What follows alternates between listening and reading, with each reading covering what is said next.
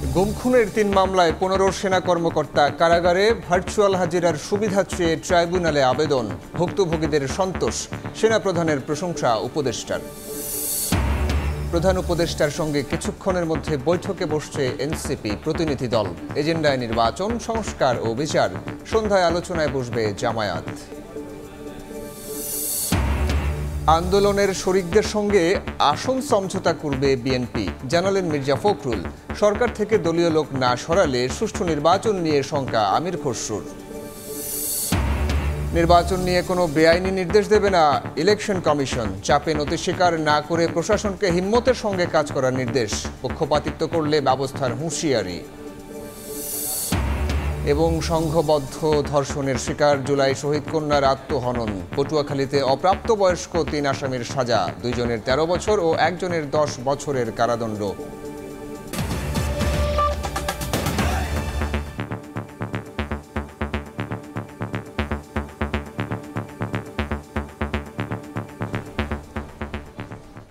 সময় সংবাদের সঙ্গে আছি আমি সাইফুল রুদ্র। গুম ও হত্যার আলাদা 3 মামলায় 15 সেনা কর্মকর্তাকে কারাগারে পাঠিয়েছেন আন্তর্জাতিক অপরাধ ট্রাইব্যুনাল। তাদের নেওয়া হয়েছে সেনানিবাসের অস্থায়ী কারাগারে। এছাড়া পলাতক শেখ হাসিনা সহ 17 জনকে হাজির হতে পত্রিকায় বিজ্ঞপ্তি দেওয়ার নির্দেশ দেওয়া হয়েছে। আইনি প্রক্রিয়ায় সহায়তা করায় সেনাবাহিনী সহ সংশ্লিষ্টদের ধন্যবাদ জানিয়েছেন চিফ প্রসিকিউটর। আসামি পক্ষের দাবি সবাই নিরপরাধ। এদিকে নানা আলোচনার পরও আসামিদের কাঠগড়ায় হাজির করায় সন্তোষ প্রকাশ করেছেন গুমের শিকার ভুক্তভোগীরা। বুধবার সকাল 7টার পর কারাগারের সবুজ রঙের শীতাতপ নিয়ন্ত্রিত একটি প্রিজন ভ্যান থামে ট্রাইব্যুনালের পেছনের গেটে। একে একে নামানো হয় 15 সামরিক কর্মকর্তাকে। সকাল 8টার দিকে বিচারকের সামনে নেওয়া হয় আসামিদের। জামিন এবং ভার্চুয়ালি হাজিরার সুবিধা চেয়ে আবেদন করে আসামিপক্ষ। উভয় পক্ষের শুনানি শেষে 15 জনকে কারাগারে পাঠানোর আদেশ দেন ট্রাইব্যুনাল। আসামিদেরকে কারাগারে প্রেরণের নির্দেশ দেওয়া হয়েছে এবং পরবর্তী তারিখ নির্ধারণ করা হয়েছে 5ই নভেম্বর। এবং সেই মামলাতেও যারা পলাতক আছেন, 2 জন পলাতক আছেন 4 জন আসামির মধ্যে, সেই 2 জনের বিরুদ্ধে পত্রিকায় বিজ্ঞপ্তি প্রকাশের জন্য নির্দেশ দেওয়া হয়েছে। গুমের 2 ও জুলাই আগস্টের হত্যাযজ্ঞের এক মামলায় গত 8 অক্টোবর 32 জনের বিরুদ্ধে গ্রেফতারি পরোয়ানা জারি করা হয়। এর মধ্যে গুমের 2 মামলায় সেনা হেফাজতে থাকা 13 জন এবং রামপুরায় 28 জনকে হত্যা মামলায় 2 সেনা কর্মকর্তাকে বুধবার হাজির করা হয়। চিফ প্রসিকিউটর বলছেন, আসামিদের গ্রেফতার করেই ট্রাইব্যুনালে আনা হয়েছে। এজন্য সেনাবাহিনী সহ সংশ্লিষ্টদের প্রতি কৃতজ্ঞতা জানান তিনি। আইন শৃঙ্খলা রক্ষাকারী বাহিনী যেমন কাজ করেছেন, তেমনিভাবে বাংলাদেশের সার্বভৌমত্বের রক্ষক হিসাবে আমরা যাদেরকে মনে করি বাংলাদেশ সেনাবাহিনী, তারা এই আদালতের প্রক্রিয়াকে সাহায্য করেছেন। তারা ঘোষণা দিয়েছিলেন যে ল অব দি ল্যান্ডের প্রতি তারা শ্রদ্ধাশীল থাকবেন, বিচার প্রক্রিয়ার প্রতি তাদের সমস্ত সমর্থন থাকবে। তারা সেই সমর্থন আমাদেরকে দিয়েছেন। সুতরাং দেশপ্রেমিক সেনাবাহিনীর ব্যাপারে যে সমস্ত অপপ্রচার যারা করেন তাদেরকে আমরা বলবো অপপ্রচার করবেন না। যদিও আসামি পক্ষ বলছে গ্রেফতার নয়, আত্মসমর্পণ করেছেন সেনা কর্মকর্তারা। তারা নির্দোষ বলেও দাবি তার। মোরওভার সেনাবাহিনী অফিসার হিসেবে তারা আইনের প্রতি শ্রদ্ধাশীল হয়ে তারা নিজেরাই আত্মসমর্পণ করেছে। এটা প্রক্রিয়াগত কারণে তাদেরকে দেখানো হয়েছে তারা গ্রেপ্তার হয়েছে, আসলে তারা গ্রেপ্তার হয়নি। এদিকে গুমের মামলায় বিচার শুরু হওয়ায় সন্তোষ প্রকাশ করেছেন ভুক্তভোগীরা। যারা ভবিষ্যতে রাষ্ট্রপ্রধান, সরকার প্রধান হবে এবং বিভিন্ন বাহিনীর প্রধান হবে, তাদের কাছে আমি মেসেজ দিতে চাই যে অন্যায় করে, জুলুম করে, মানুষের অধিকার লঙ্ঘন করে কেউ পার পেতে পারে না। শুধুমাত্র আওয়ামী লীগ এবং শেখ হাসিনার জন্য আজকে সেনাবাহিনীর কিছু সদস্য বিপদগামী হয়েছে। আর কোনোদিন দেশপ্রেমিক সেনা সদস্যদেরকে দিয়ে ভাড়াটে খুনির কাজ যেন আর করানো না হয়। 15 জনের বাইরে পলাতক আছেন শেখ হাসিনা, আসাদুজ্জামান খান কামাল, র্যাবের সাবেক 3 ডিজি সহ 17 জন। তাদের 1 সপ্তাহের মধ্যে হাজির হতে পত্রিকায় বিজ্ঞপ্তি দেওয়ার নির্দেশ দেওয়া হয়েছে। গুমের 2 মামলায় শুনানির পরবর্তী তারিখ ধার্য করা হয়েছে 20 নভেম্বর, আর হত্যা মামলার পরবর্তী শুনানি হবে 5 নভেম্বর। এদিন সেনা কর্মকর্তাদের ট্রাইব্যুনালে হাজির করাকে কেন্দ্র করে হাইকোর্ট মাজার গেট থেকে শুরু করে গোটা এলাকায় কয়েক স্তরের নিরাপত্তা জোরদার করা হয়। আফজাল হোসেন, সময় সংবাদ, ঢাকা। গুম খুনে অভিযুক্ত সেনা কর্মকর্তাদের ট্রাইব্যুনালে হাজির করায় সেনাপ্রধান সহ সংশ্লিষ্টদের প্রশংসা করেছেন আইন উপদেষ্টা আসিফ নজরুল। বলেন, তাদেরকে সাব জেলে রাখার বিষয়ে সিদ্ধান্তের এখতিয়ার স্বরাষ্ট্র মন্ত্রণালয়ের। দুপুরে সচিবালয়ে ব্রিফিংয়ে তিনি আরও বলেন, রাজনৈতিক দলগুলোর অনৈক্যের কারণেই ফেব্রুয়ারিতে নির্বাচন অনুষ্ঠান নিয়ে জনমনে সংশয় তৈরি হয়েছে। তবে জুলাই সনদ বাস্তবায়ন হলে কেটে যাবে সব সংশয়।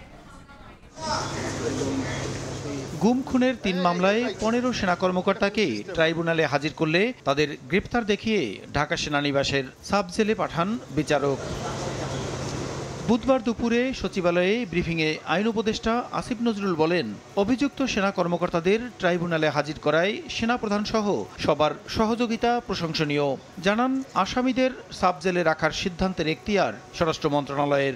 আমাদের ইন্টারন্যাশনাল ক্রিমিনাল কোর্টে যে বিচার প্রক্রিয়ার প্রতি শ্রদ্ধাবোধ দেখিয়ে সেনা সদস্যরা যেভাবে ওনারা এসেছেন বা যেভাবে ওনাদের নিয়ে আসা হয়েছে, এখানে আপনার সেনা প্রশাসন বা সেনাবাহিনীর ঊর্ধ্বতন কর্মকর্তারা, সেনাবাহিনী প্রধান, ওনারা যেভাবে সহযোগিতা করেছেন এটা অত্যন্ত প্রশংসার দাবিদার। সাব জেলে কেন রাখা হয়েছে বা ওনারা কোথায় রাখা হবে, এটা সম্পূর্ণভাবে স্বরাষ্ট্র মন্ত্রণালয়ের দায়িত্বভুক্ত বিষয়।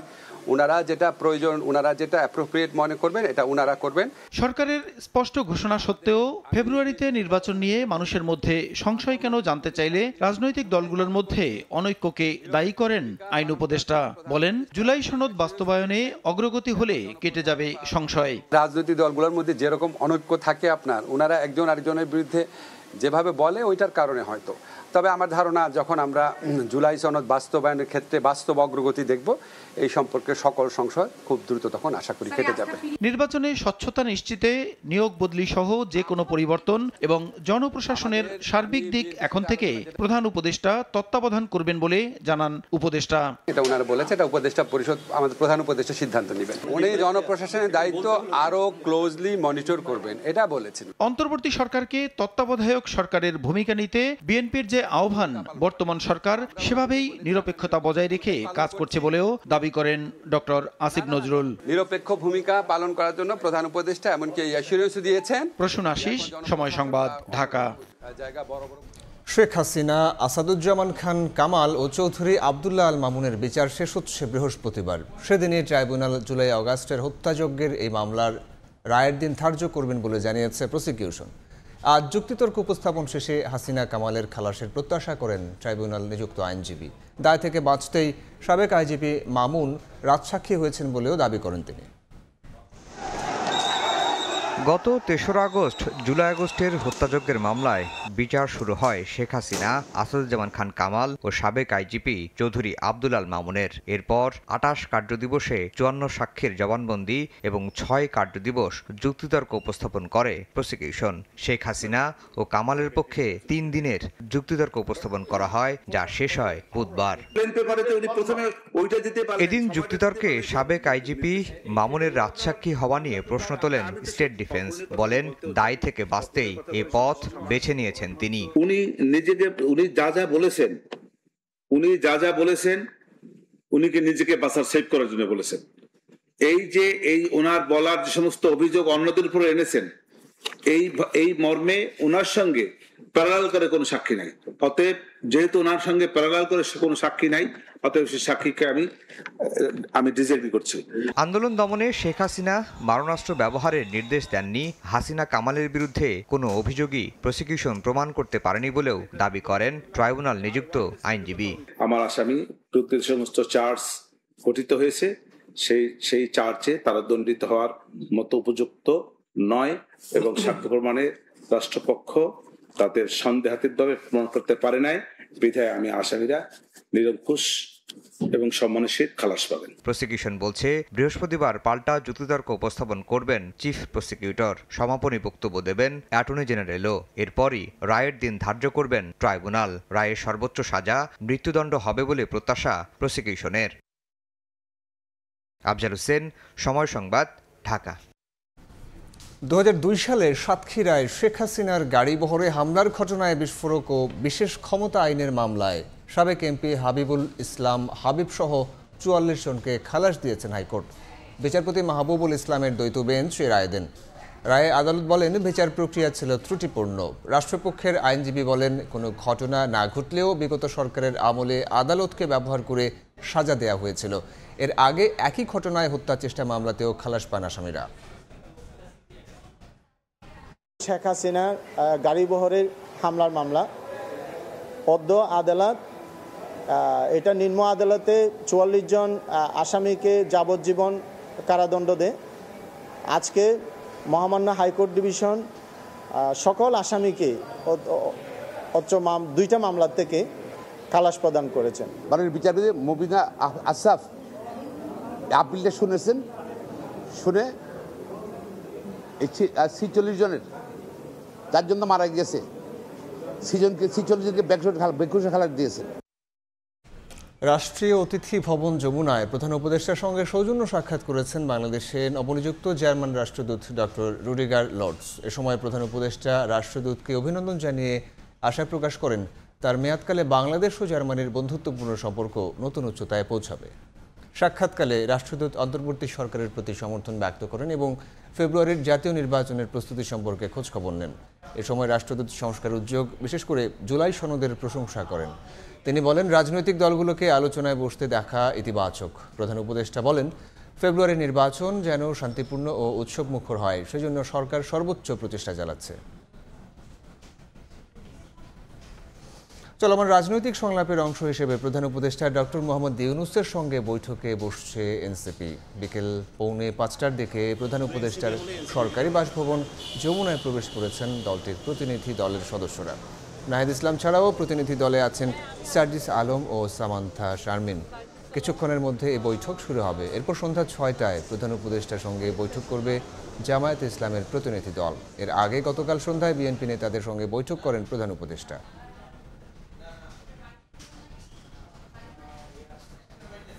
এই মুহূর্তে রাষ্ট্রীয় অতিথি ভবন যমুনার সামনে আছেন সহকর্মী শফিক মুন্সি। সরাসরি যাচ্ছি তার কাছে।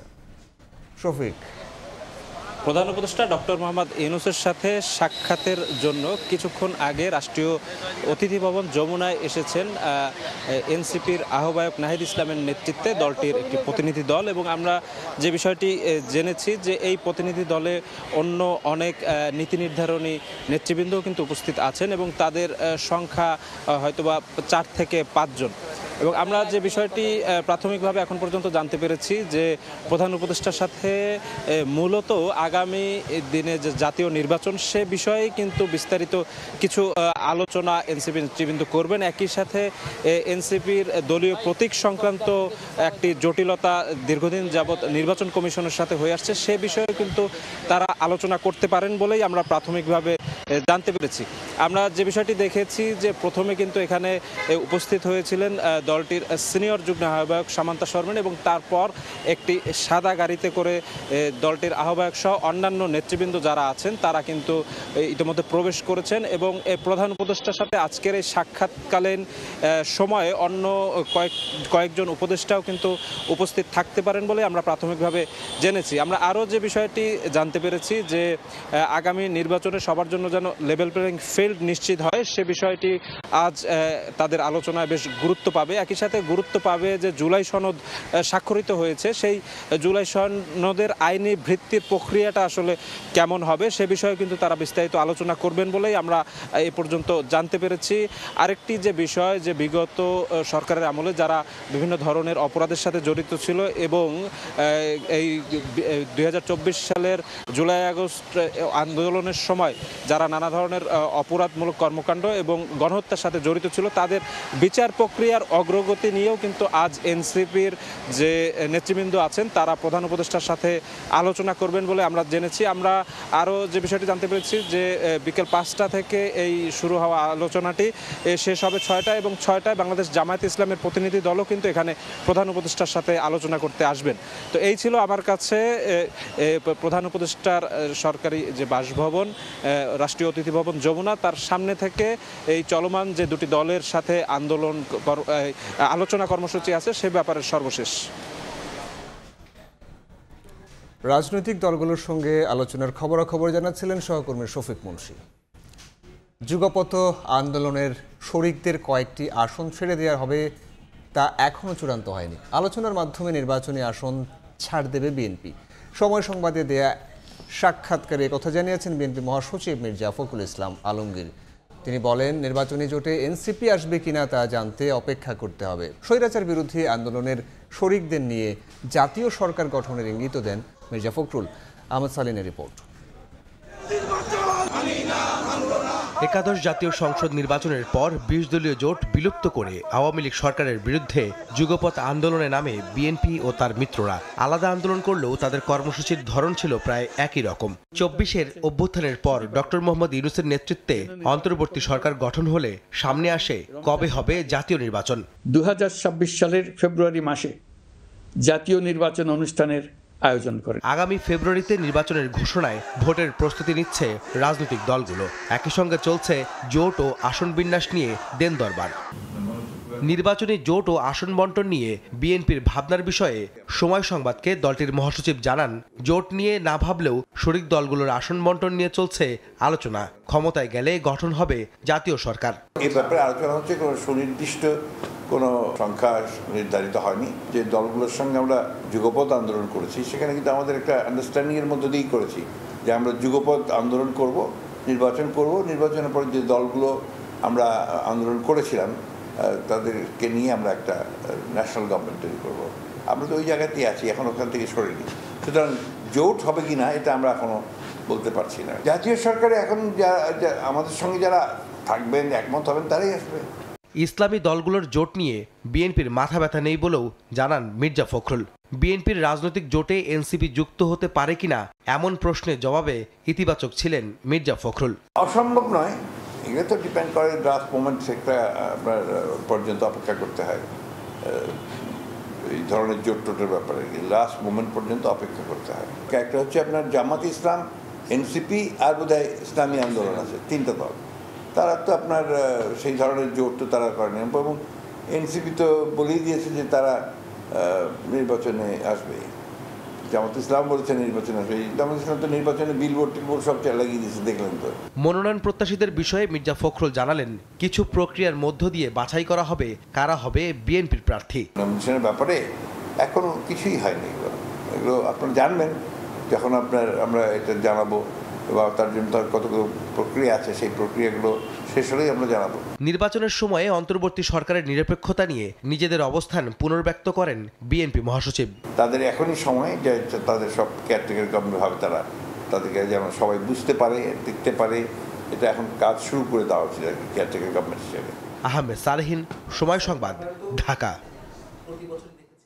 কোনো দলের লোক সরকারে রেখে আগামী নির্বাচন নিরপেক্ষ হওয়া সম্ভব নয়। সরকার ও তত্ত্বাবধায়কের ভূমিকা পালন করতে পারবে না বলে মনে করেন বিএনপি নেতা আমির খসরু মাহমুদ চৌধুরী। এদিকে সুষ্ঠু নির্বাচন করতে সরকার থেকে দলীয় লোকদের সরিয়ে দেওয়ার আহ্বান জানিয়েছেন দলটির আরেক নেতা রুহুল কবির রিজভী। নির্বাচনের সময় অন্তর্বর্তী সরকারের নিরপেক্ষতা প্রশ্নে উদ্বিগ্ন রাজনৈতিক দলগুলো। এ নিয়ে মঙ্গলবার সন্ধ্যায় প্রধান উপদেষ্টার সঙ্গে বৈঠক করে বেশ কিছু দাবিও জানায় বিএনপি। বুধবার দুপুরে জাতীয় প্রেস ক্লাবে মুক্তিযোদ্ধা দলের আলোচনায় বিএনপির স্থায়ী কমিটির সদস্য আমির খসরু মাহমুদ চৌধুরী বলেন, কোনো দলের লোক সরকারে রেখে আগামী নির্বাচন নিরপেক্ষ হওয়া সম্ভব নয়। তাই অন্তর্বর্তী সরকারও ভোটের সময় তত্ত্বাবধায়কের ভূমিকা পালন করতে পারবে না।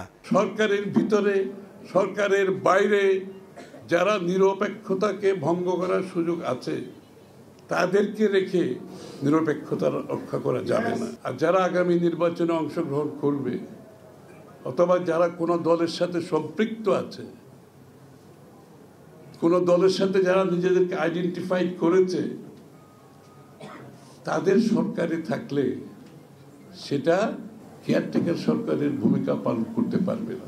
বিভিন্ন দাবিতে যারা আন্দোলন করছে তাদের উদ্দেশ্যে আমির খসরু বলেন, নির্বাচনের আগে অহেতুক যারা রাস্তায় নামছে তারা গণতন্ত্রের বিপক্ষে যাচ্ছে। যে সমস্ত দাবি দাওয়া নিয়ে রাস্তায় নেমে বিশৃঙ্খলা সৃষ্টি করা হচ্ছে এবং নির্বাচনকে প্রশ্নবিদ্ধ করার যে চেষ্টা হচ্ছে, বিভিন্ন দাবি দাওয়া তুলে রাস্তায় গিয়ে, এগুলো তো রাস্তায় যাওয়ার তো দিন শেষ হয়ে গেছে। শেষ হাসিনাকে বিদায় করা হয়েছে, এখন যাবেন জনগণের কাছে, রাস্তায় না, এখন যাবেন জনগণের কাছে। এদিকে নয়াপল্টনে দলের কেন্দ্রীয় কার্যালয়ে গণমাধ্যমে কথা বলেন বিএনপির সিনিয়র যুগ্ম মহাসচিব রুহুল কবির রিজভী আহমেদ। বলেন বর্তমান সরকার থেকে দলীয় লোকদের সরিয়ে দিতে হবে, তা না হলে সুষ্ঠু নির্বাচন সম্ভব নয়। এই দেশে কি ভয়াবহ রকম দলীয়করণ করা হয়েছে। প্রশাসনের উচ্চ পর্যায়ের ব্যক্তিরাও দেশ ছেড়ে অনেকেই পালিয়েছেন, কারণ গোটা রাষ্ট্রকে দলীয়করণ করা হয়েছে। এই সরকারের মধ্যে যদি কোনো রাজনৈতিক দলের সম্পর্কিত কোনো লোক থাকেন তো তাকে তো রাখা যাবে না, কারণ তত্ত্বাবধায়ক সরকারের কনসেপ্টটা হচ্ছে নির্দলীয়। তো নির্দলীয় হলে তবে সেখানে রাজনৈতিক দলের উপদেষ্টা থাকবে কি করে বা রাজনৈতিক দলের লোক থাকবে কি করে? এটা না সরালে পরে তো অবাধ সুষ্ঠু নির্বাচন হবে না। প্রশাসনে ফ্যাসিস্টের সহযোগীদের রেখে নির্বাচন হলে তা গ্রহণযোগ্য হবে না বলে দাবি করেন বিএনপি নেতারা। এটুকুই বলতে চাই। আহমেদ সালেহীন, সময় সংবাদ, ঢাকা। কোনো চাপের কাছে নতি স্বীকার করবে না নির্বাচন কমিশন উল্লেখ করে মাঠ প্রশাসনকেও চাপের কাছে নতি স্বীকার না করার নির্দেশ দিয়েছেন প্রধান নির্বাচন কমিশনার এম নাসির উদ্দিন। জানান, মাঠ প্রশাসনকে বেআইনি কোনো নির্দেশ দেবে না ইলেকশন কমিশন। অস্তিত্বের প্রশ্নে হিম্মতের সঙ্গে মাঠ প্রশাসনকে কাজ করার নির্দেশ দেন অন্যান্য নির্বাচন কমিশনাররা। রাজধানীর আগারগাঁওয়ে নির্বাচন ভবনে উপজেলা নির্বাহী কর্মকর্তাদের প্রশিক্ষণ কর্মশালায় এসব কথা বলেন তারা। ত্রয়োদশ জাতীয় সংসদ নির্বাচনকে সামনে রেখে নির্বাচন কমিশনের প্রস্তুতি চলছে পুরোদমে। নির্বাচনী প্রস্তুতির অংশ হিসেবে ভোটার তালিকা হালনাগাদ, অংশীজনদের সঙ্গে সংলাপ, রাজনৈতিক দলের নিবন্ধন সহ নানামুখী তৎপরতা চালিয়ে যাচ্ছে কমিশন। সামগ্রিক নির্বাচনের এবারের ভোটে সহকারী রিটার্নিং অফিসার হিসেবে যারা দায়িত্ব পালন করবেন এরই মধ্যে শুরু হয়েছে তাদের প্রশিক্ষণ। বুধবার নির্বাচনী প্রশিক্ষণ ইনস্টিটিউটে উপজেলা নির্বাহী অফিসারদের নির্বাচন সংক্রান্ত প্রশিক্ষণের আয়োজন করা হয়। 2 দিনব্যাপী এই প্রশিক্ষণের প্রথম ধাপে 50 জন কর্মকর্তা অংশ নেন। প্রশিক্ষণের উদ্বোধনী অনুষ্ঠানে অংশ নেন প্রধান নির্বাচন কমিশনার সহ অন্যান্য কমিশনাররা। এ সময় কমিশনাররা নির্বাচন নিয়ে ভয়ের কোনো কারণ নেই বলে আশ্বস্ত করেন মাঠ প্রশাসনকে। কোনো ভয় নাই, সঠিক কাজ করবেন, নির্বাচন কমিশন আপনাদের সাথে আছে। কিন্তু উদ্দেশ্যমূলকভাবে কোনো কাজ করলে কিন্তু সাংঘাতিক পেরেশানিতে পড়বেন। চাকরির মান মর্যাদা রক্ষার জন্য অস্তিত্বের প্রশ্নে আমাদের না করার কোনো বিকল্প নাই। ভালো নির্বাচন করার ছাড়া অন্য কোনো বিকল্প নাই। দেয়ালে পিঠ থেকে গেছে। অনুগ্রহপূর্বক আমরা আমাদের যার যার দায়িত্ব, সেই দায়িত্ব যদি আমরা পালন করি। নির্বাচন কমিশনাররা আরো বলেন, এবারে নির্বাচন হবে দেশের ইতিহাসের দৃষ্টান্ত। এর জন্য আগে থেকেই নির্বাচনের প্রস্তুতি নেওয়ার আহ্বান জানান তারা। দরকার নেই এত উৎসাহী হওয়ার, আবার অতি সাহসী হওয়ারও দরকার নেই। সাহসী হব, যেটুক সাহসী হওয়ার দরকার। প্রশাসন কঠোরভাবে নিরপেক্ষভাবে কাজ করে যাবে। আমরা সমন্বিতভাবে মাঠ প্রশাসন যে একটা দৃষ্টান্তমূলক উদাহরণস্বরূপ নির্বাচন অনুষ্ঠান করতে পারি, এটা আমরা একবার দেখিয়ে দেই। অনুষ্ঠানের উদ্বোধন ঘোষণা করে কোনো চাপের কাছে নতি স্বীকার না করতে ম্যাজিস্ট্রেটদের নির্দেশ দেন প্রধান নির্বাচন কমিশনার। কোনো চাপের কাছে নতি স্বীকার করবেন না। সম্পূর্ণভাবে নিজের সিদ্ধান্তে, আইন অনুযায়ী সিদ্ধান্তে অটল থাকবেন। আমাদের পক্ষ থেকে আমরা সার্বিক সহযোগিতা দেব এবং নির্বাচন কমিশনও কিন্তু কারো কোনো অন্যায় চাপের কাছে নতি স্বীকার করবে না। কারণ আমরা আপনাদেরকে অন্যায় কোনো আদেশ দিব না। বর্তমান দেশের প্রতিকূলতাকে বৃদ্ধাঙ্গুলি দেখিয়ে ভালো নির্বাচন উপহার দিতে বদ্ধপরিকর বলেও জানায় ইসি। আমরা চাইবো আপনারা আইনের প্রতি শ্রদ্ধাশীল থেকে। কাউসার চৌধুরী কুমু, সময় সংবাদ, ঢাকা। সময় সংবাদে আরও থাকছে। সহপাঠীকে শ্লীলতাহানির অভিযোগে উত্তপ্ত বুয়েট। অভিযুক্ত শিক্ষার্থীকে সাময়িক বহিষ্কার, কারাগারে প্রেরণ, জামিন আবেদন কাল।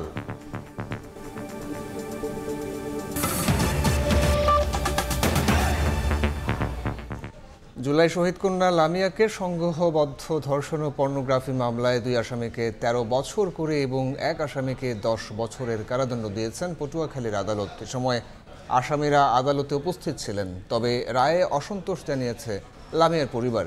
রাষ্ট্রপক্ষের আইনজীবী জানান, আসামিরা অপ্রাপ্তবয়স্ক হওয়ায় শিশু আইনে তাদের বিচার হয়েছে।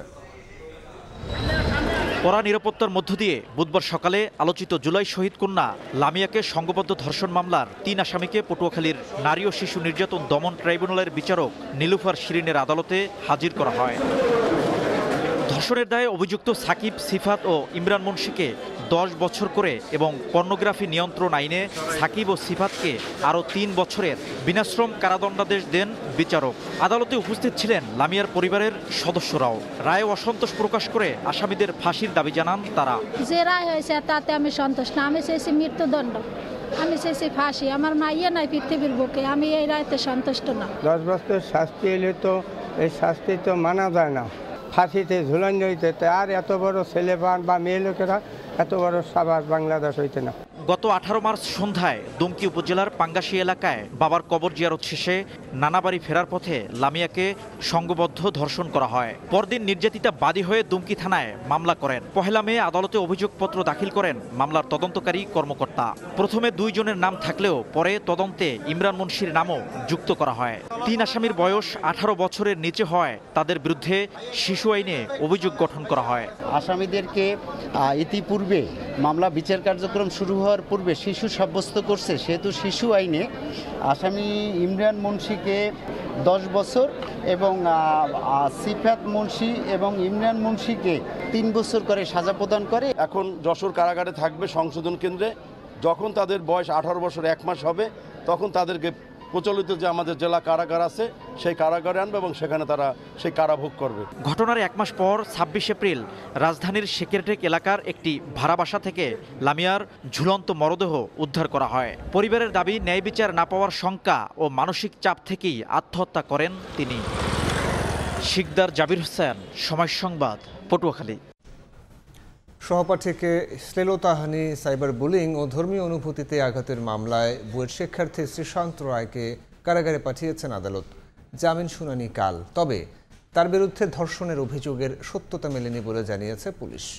এর আগে বিক্ষোভের মুখে অভিযুক্তকে সাময়িক বরখাস্ত করে বিশ্ববিদ্যালয় প্রশাসন। উত্তপ্ত পরিস্থিতিতে আজ আগামীকালের পরীক্ষা স্থগিত করেছে কর্তৃপক্ষ।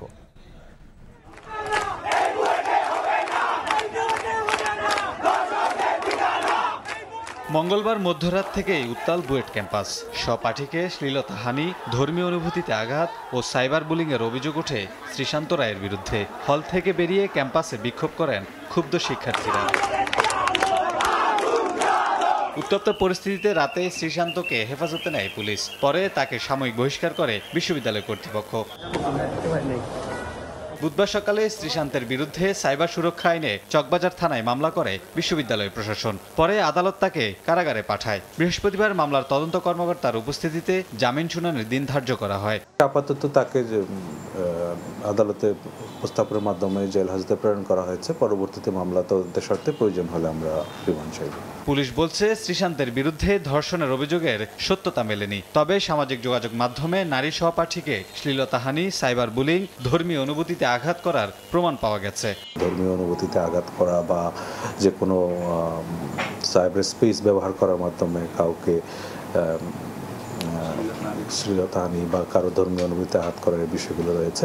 ইতিমধ্যে তাকে বিজ্ঞ আদালতে উপস্থাপন করা হয়েছে এবং পরবর্তীতে তাকে জেল হাজতে প্রেরণের জন্য নির্দেশনা দেওয়া হয়েছে। শ্রীশান্ত বুয়েটের ইলেকট্রনিক অ্যান্ড ইলেকট্রিক্যাল ইঞ্জিনিয়ারিং বিভাগের শিক্ষার্থী। কামরুল হাসান, সময় সংবাদ, ঢাকা।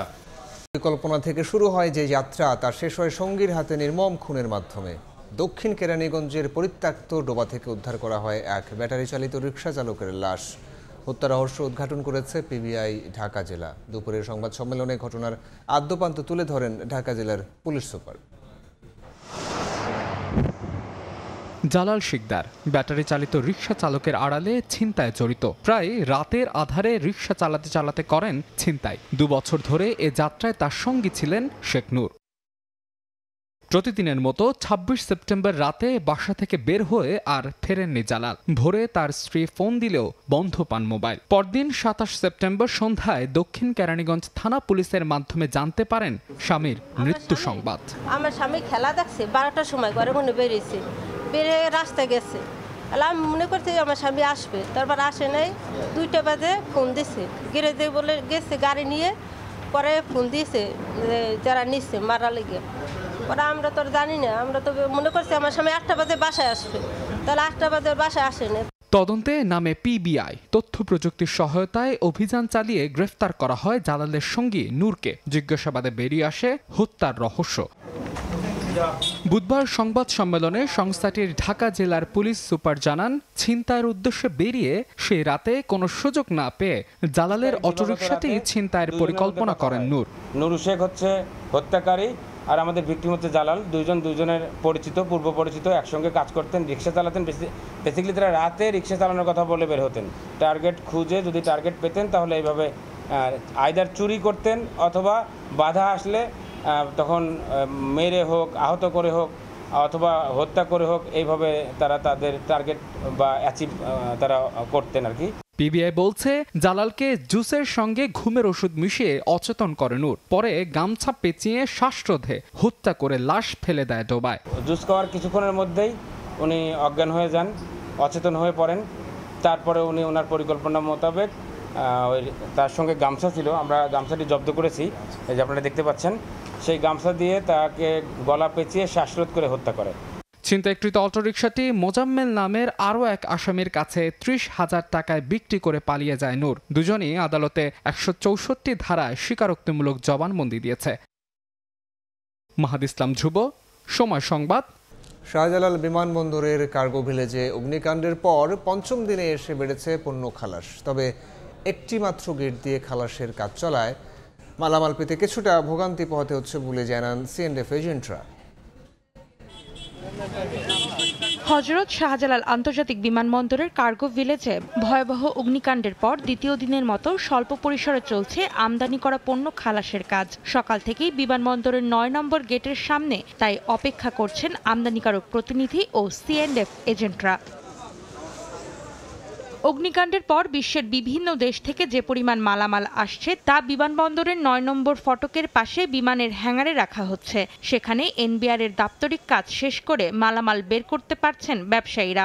আইন শৃঙ্খলা বাহিনী ও কাস্টমস কর্মকর্তাদের সর্বোচ্চ সহযোগিতায় অনেকেই দ্রুতই হাতে পাচ্ছেন কাঙ্ক্ষিত মালামাল। 3টা অর্ডারের মাধ্যমে 3 শিফটের প্রবাদ শিফট, দিবা শিফট এবং নৈশ শিফটের জন্য অফিসার নিয়োগ করেছেন। তো কাস্টমস কর্তৃপক্ষ ডকুমেন্টসগুলো, আমাদের অল্প পরিসরে ডকুমেন্টস আসলো, এই ডকুমেন্টসগুলো কাস্টমস কর্তৃপক্ষ তাড়াতাড়ি শুল্কায়ন করার ব্যবস্থা নিচ্ছে। 10টার সময় কাগজ জমা দিছি, মাঠে থেকে আসতে 1 থেকে 1.5 ঘন্টা লাগছে। সকালে যখন আমি কাগজটা জমা দেই সময় লাগে না, আজকে আধা ঘন্টা মতো লাগছে। তবে সিএনএফ এজেন্ট ও আমদানিকারকরা বলছেন কর্তৃপক্ষের সহযোগিতা থাকলেও শুধুমাত্র একটি গেট দিয়ে পণ্য খালাসে যথাসময়ে পণ্য পেতে তৈরি হয়েছে অনিশ্চয়তা। এতে ভোগান্তির শিকার হচ্ছেন অনেকেই, বিশেষ করে টিকা ও ওষুধের মতো যেসব জরুরি পণ্য তাপ নিয়ন্ত্রণের মধ্যে রাখা দরকার সেগুলো পেতেও দেরি হওয়ার কথা বলছেন সিএনএফ এজেন্টরা। কালকে পেপার প্রসেসিং করার পরে ওইখান থেকে এক্সপোর্ট বিল্ডিংয়ে আসছি, ওইখানে কাজবাজ করে এইখানে আসছি, আইসারের ভিতরে মনে করেন যে মাল আনার নোক নাই, আবার প্লেট পাই না, এই ঝামেলা ওই ঝামেলা, এই সমস্যা। পরে আবার সিপিএস জমা দিয়ে রাখছিলাম কালকে, আজকে আবার মনে করেন যে খুঁজে পরে বের করে পরে নিয়ে আসা হয়েছে। ফার্মা মালগুলো আছে, যে অনেক মাল আছে লক ভাঙা থাকে, অনেক সময় ফার্মা মালের লক ভাঙা থাকলে অনেক সমস্যা হয়ে যায়, আমাদের গুডস রিসিভ করতে চায় না। ফ্রিজিং এর কোনো ব্যবস্থা তো নাই, আমরা দিনে নেওয়ার চেষ্টা করতেছি। ব্যবসায়ীদের হিসাবে কার্গো ভিলেজে অগ্নিকাণ্ডের ঘটনায় ক্ষতি হয়েছে প্রায় 12,000 কোটি টাকার। অন্তরা সেন, সময় সংবাদ, ঢাকা। চট্টগ্রাম বন্দরের নিউমোরিং টার্মিনাল বিদেশিদের ইজারা দেওয়ার সিদ্ধান্ত বাতিলের দাবিতে চট্টগ্রামে বিক্ষোভ মিছিল ও সমাবেশ করেছে শ্রমিক কর্মচারী ঐক্য পরিষদ। সকালে বন্দর অভিমুখে কয়েকশো শ্রমিকের মিছিলটি পুলিশ বাধার মুখে পড়ে। সেখানেই সংক্ষিপ্ত সমাবেশ করে 1 নভেম্বর অনশন কর্মসূচি সহ কঠোর আন্দোলনের হুঁশিয়ারি দেন নেতারা। বক্তারা বলেন, লাভজনক বন্দর পরিচালনায় নিজেদের সক্ষমতা থাকলেও বিদেশিদের দেয়ায় ষড়যন্ত্র চলছে।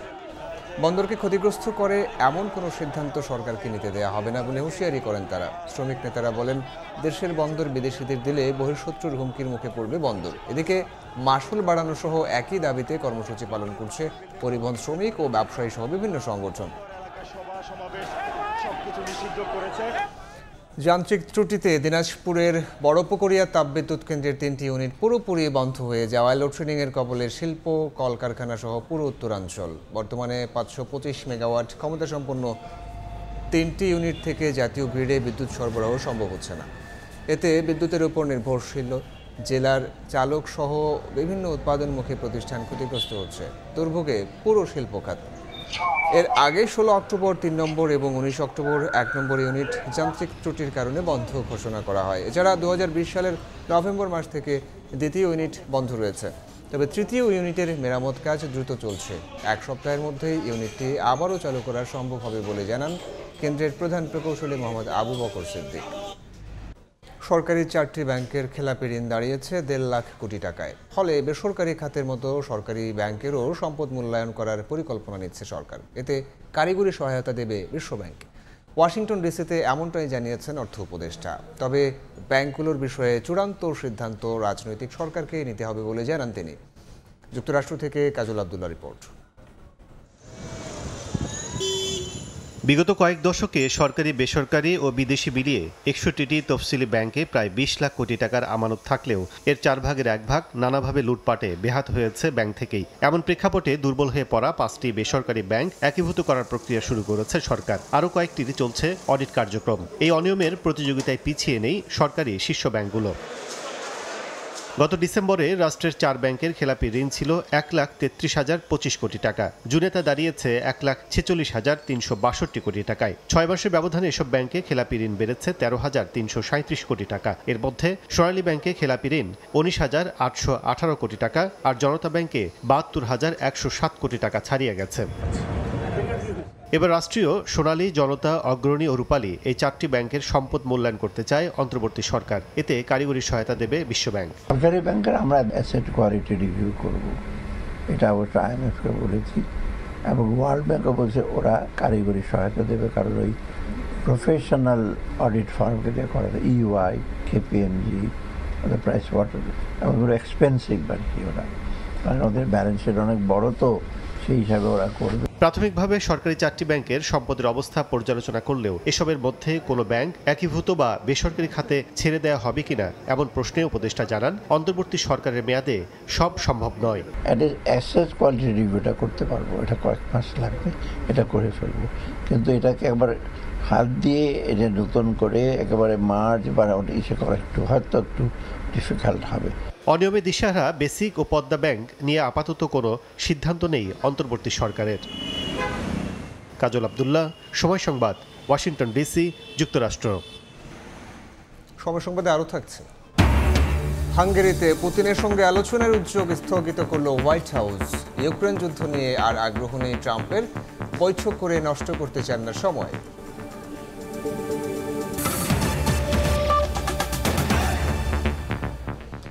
উপদেষ্টা শাখাওয়াত হোসেন বলেছেন, রোহিঙ্গা প্রত্যাবাসনে এখন সবচেয়ে বড় বাধা আরাকান আর্মি। দুপুরে সশস্ত্র বাহিনী আয়োজিত সেমিনারে এই মন্তব্য করেন নৌপরিবহন এবং শ্রম ও কর্মসংস্থান উপদেষ্টা শাখাওয়াত হোসেন। তিনি বলেন, যেহেতু মিয়ানমারের সঙ্গে বাংলাদেশের সীমান্ত রয়েছে, এজন্য দুই দেশকে প্রয়োজন। তবে দেশটির আরাকান আর্মি রোহিঙ্গা প্রত্যাবাসন চাচ্ছে না বলে মন্তব্য করেন তিনি। বলেন, প্রতিবেশী 3 দেশের পারমাণবিক যুদ্ধ হলে বাংলাদেশের কি হবে তা মাথায় রেখেই সম্পর্ক এগিয়ে নিতে হবে। একই সেমিনারে lieutenant general SM Kamrul Hasan বলেন, প্রতিবেশী দেশ মিয়ানমারের সঙ্গে স্বাধীনতার পর থেকে সমস্যা বেড়েই চলেছে।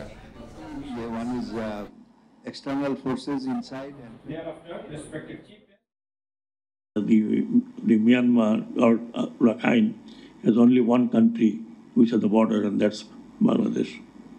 They need us, we need them. But in future, the dispensation is not going to be the same. There's the Rohingya issue. We handle very badly. If I consider 3 stakeholders in Myanmar, this NUG, National Unity Government, military junta, and the Arakan Army, then amongst these 3, the Arakan Army, they hate the Rohingyas the most. So we have to think deeply when we are formulating our national strategy, security strategy.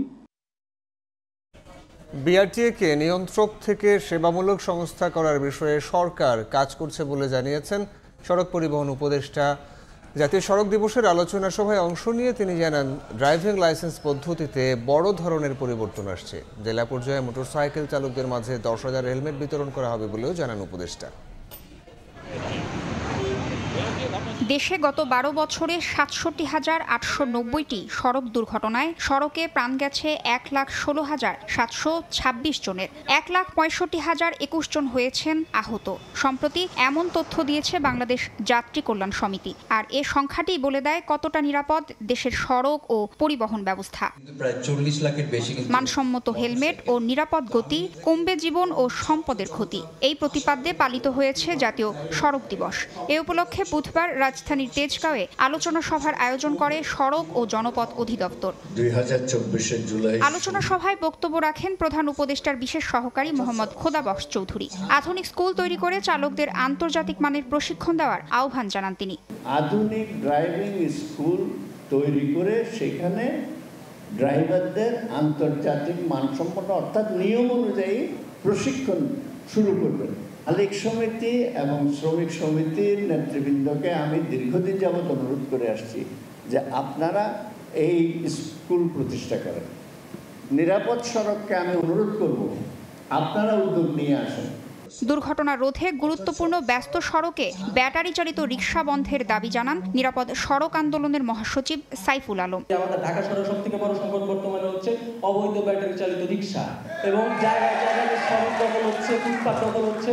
এই সড়কের দখল এবং ফুটপাত কোনো লাগামহীনভাবে এই যারা দখলদাররা হকারের নাম করে দখল করতেছে, এই সড়ক দখলকে আমাদের মুক্ত করতে হবে। ড্রাইভিং লাইসেন্স পদ্ধতিতে বড় ধরনের পরিবর্তন আসছে উল্লেখ করে সড়ক পরিবহন ও সেতু উপদেষ্টা জানান বিআরটিএকে নিয়ন্ত্রণমূলক সংস্থা থেকে সেবামূলক সংস্থা করার বিষয়ে কাজ করছে মন্ত্রণালয়। সামনে লাইসেন্স পেতে হলে আপনাকে 60 ঘন্টার প্রশিক্ষণ নিতে হবে। আপনি যখন প্রশিক্ষণ নেবেন তা আপনার তো আয় থাকবে না, সেই জন্য আমরা প্রশিক্ষণ একটা ভাতা আপনাদেরকে দেব। বিআরটিএকে একটা নিয়ন্ত্রণমূলক সংস্থা থেকে এটাকে একটা সেবামূলক সংস্থায় পরিণত করতে চাই। এ সময় পরিবহন শ্রমিক নেতাদের জন্য মঞ্চে জায়গা না রাখার অভিযোগে হট্টগোল শুরু করে পরিবহন মালিক শ্রমিক ফেডারেশনের সদস্যরা। তাসনিয়া নিশাত, মিম, সময় সংবাদ, ঢাকা। এবার রাজশাহী বিভাগের খবর।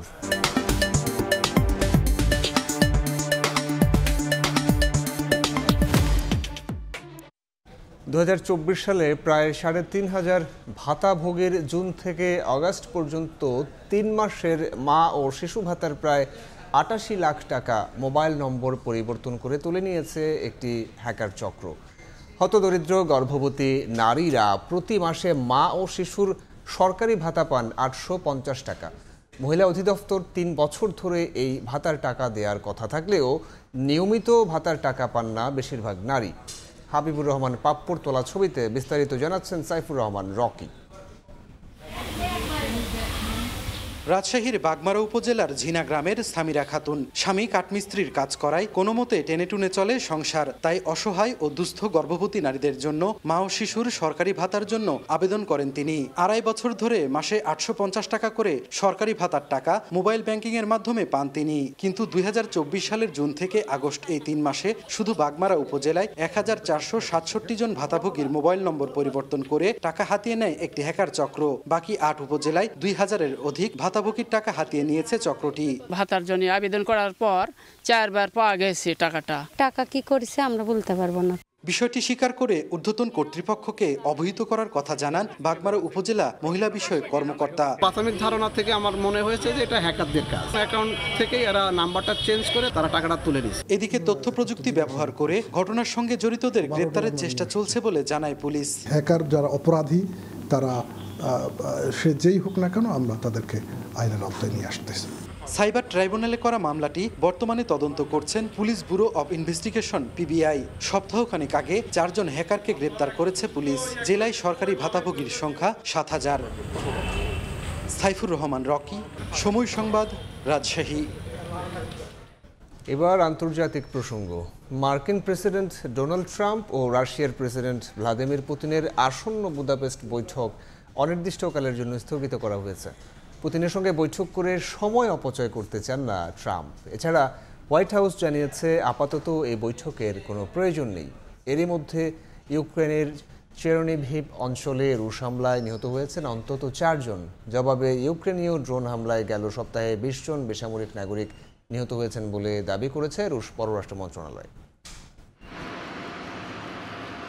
মার্কিন প্রেসিডেন্ট ডোনাল্ড ট্রাম্প বারবার রাশিয়া ইউক্রেন যুদ্ধ বন্ধের আশ্বাস দিয়ে আসছেন। এরই অংশ হিসেবে আগামী কয়েকদিনের মধ্যেই রুশ প্রেসিডেন্ট ভ্লাদিমির পুতিনের সঙ্গে বৈঠকের ঘোষণা দেন ট্রাম্প। তবে এবার সেই বৈঠক আপাতত স্থগিত করেছে যুক্তরাষ্ট্র। হোয়াইট হাউস জানিয়েছে তাৎক্ষণিকভাবে এই বৈঠকের প্রয়োজন নেই। ট্রাম্প জানান তিনি পুতিনের সঙ্গে বৈঠক করে সময় নষ্ট করতে চাচ্ছেন না। এমনকি বাতিল করা হয়েছে মার্কিন পররাষ্ট্রমন্ত্রী মার্কো রুবিও ও রুশ পররাষ্ট্রমন্ত্রী সের্গেই ল্যাভরভের নির্ধারিত প্রস্তুতিমূলক বৈঠকও।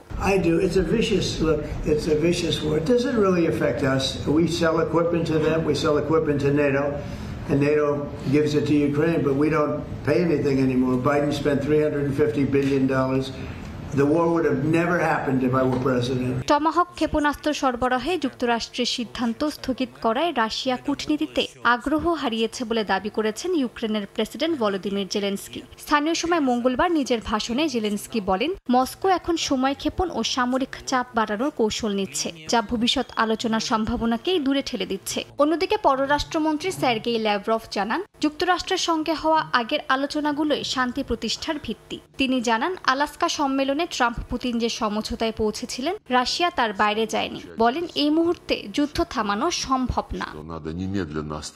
রুশ পররাষ্ট্র মন্ত্রণালয় দাবি করেছে, ইউক্রেনের ড্রোন হামলায় গেল সপ্তাহে বেশ কয়েকজন বেসামরিক নাগরিক নিহত হয়েছেন, আহত হয়েছেন বেশ কয়েকজন। রাশিয়ার দাবি, ইউক্রেন ইচ্ছাকৃতভাবে সাংবাদিকদের লক্ষ্যবস্তু করেছে। অন্যদিকে ইউক্রেনের চেরনিহিভ অঞ্চলে রুশ ক্ষেপণাস্ত্র ও ড্রোন হামলায় বেশ কয়েকজন হতাহত হয়েছেন। মঙ্গলবারের রুশ ক্ষেপণাস্ত্র ও ড্রোন হামলায় চেরনিহিভ শহরে বিদ্যুৎ ও পানি সরবরাহ বন্ধ হয়ে যায়। রাশিয়ার সীমান্ত থেকে মাত্র 70 কিলোমিটার দূরের এই শহর সাম্প্রতিক সপ্তাহগুলোতে নিয়মিত মস্কোর বিমান হামলার লক্ষ্যবস্তু হচ্ছে। মালিহা সুহরওয়ার্দী, সময় সংবাদ। কেরালায় ভারতের রাষ্ট্রপতিকে বহনকারী হেলিকপ্টার অবতরণের পর ধসে পড়ে হেলিপ্যাডের একাংশ। স্থানীয় সময় বুধবার প্রামাদান স্টেডিয়ামে ঘটনাটি ঘটে। রাষ্ট্রপতি দ্রৌপদী মুর্মু 4 দিনের সফরে কেরালায় গেছেন। অবতরণের সময় নবনির্মিত কংক্রিটের হেলিপ্যাডের একাংশ ধসে গিয়ে চাকা আটকে পড়ে হেলিকপ্টারটি একদিকে কাত হয়ে যায়। রাষ্ট্রপতির বহরের কেউ এতে আহত হননি। পুলিশ জানায়, রাষ্ট্রপতির সফরসূচিতে প্রামাদম স্টেডিয়ামে অবতরণের বিষয়টি শেষ মুহূর্তে ঠিক হয়, আর তড়িঘড়ি করে মঙ্গলবার রাতে সেখানে হেলিপ্যাড তৈরি করা হয়। চ্যালেঞ্জ লিগে অংশ নিতে কুয়েতে পৌঁছল বসুন্ধরা কিংস। দেশের প্রথম ক্লাব হিসেবে টানা 6 বার এই ইভেন্টে খেলেছে বসুন্ধরা। 25 অক্টোবর ওমানের ক্লাব আল সিবের বিপক্ষে ম্যাচ দিয়ে শুরু হবে বিএফএল জায়ান্টদের মিশন। এরপর 28 অক্টোবর লেবাননের বিপক্ষে ক্লাব আল আনসার এফসির মুখোমুখি হবে কিংস। আর 31 অক্টোবর প্রতিপক্ষ স্বাগতিক কুয়েত এসসি। দলের প্রস্তুতি নিয়ে সন্তুষ্ট কোচ মারিও গঞ্জালেস। বেশ আত্মবিশ্বাসী ফুটবলাররাও। এ পর্যায়ে শীর্ষ সংবাদগুলো জানাবো আরও একবার। গুম খুনের 3 মামলায় 15 সেনা কর্মকর্তা কারাগারে। ভার্চুয়াল হাজিরার সুবিধা চেয়ে ট্রাইব্যুনালে আবেদন। ভুক্তভোগীদের সন্তোষ। সেনাপ্রধানের প্রশংসা উপদেষ্টার। প্রধান উপদেষ্টার সঙ্গে এনসিপি নেতাদের বৈঠক। এজেন্ডায় নির্বাচন, সংস্কার ও বিচার। আলোচনার জন্য যমুনায় জামায়াতের প্রতিনিধি দল। এবং আন্দোলনের শরিকদের সঙ্গে আসন সমঝোতা করবে বিএনপি, জানালেন মির্জা ফখরুল। সরকার থেকে দলীয় লোক না সরালে সুষ্ঠু নির্বাচন নিয়ে শঙ্কা আমির খসরুর।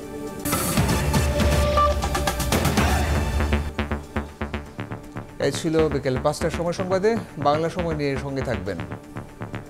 ধন্যবাদ রুদ্র। বাংলা সময় নিয়ে আসছে কিছুক্ষণ পর, সঙ্গেই থাকুন সময়ের।